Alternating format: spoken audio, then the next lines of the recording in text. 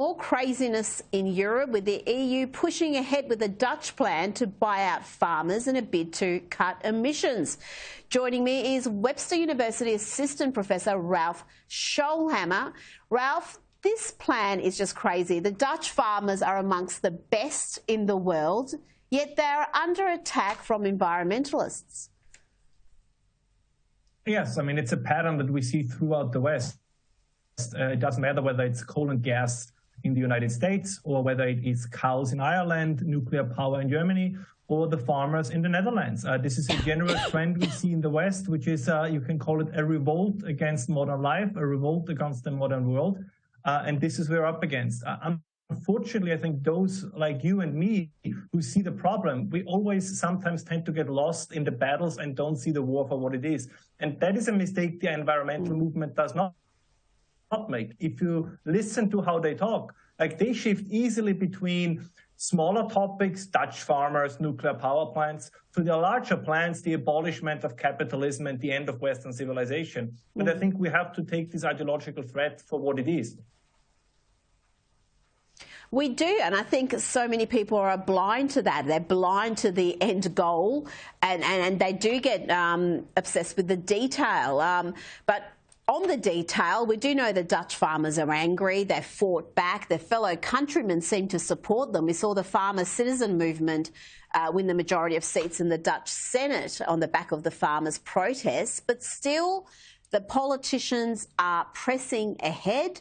And this scheme is not cheap. It's going to cost over €1 billion, and it's going to have a really detrimental effect on the agricultural industry in that country. What is the impact for Europe in general? Because it's not going to stop with the Dutch farmers, is it?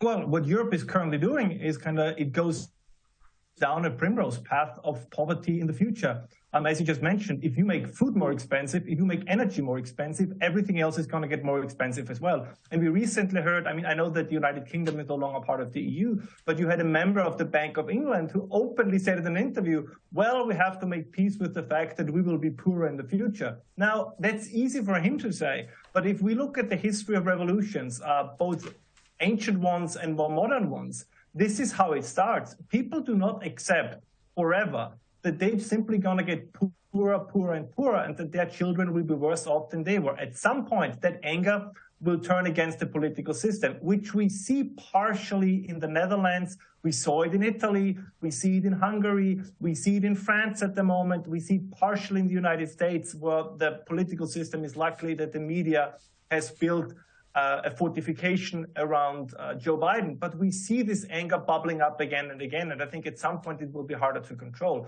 The question is it going to be too late? And let me add one thing, because I'm sure that your listeners feel the same way. I'm sure that all over the West people feel the same way, but they don't dare to say it. So I take this upon me to say it. We are governed by incompetent people. This needs to be said. One of the reasons why the environmental issue is so high up on their agenda, they cannot really accomplish anything within their countries. So since they can't save their nations, they want to save the planet. But this is all a smokescreen. We recently had just one example, the Energy Secretary in the United States, Jennifer Granholm, who wants to run the entire American military on electric vehicles. So the M1 Abrams tank would run on a 40-ton battery. This is insanity.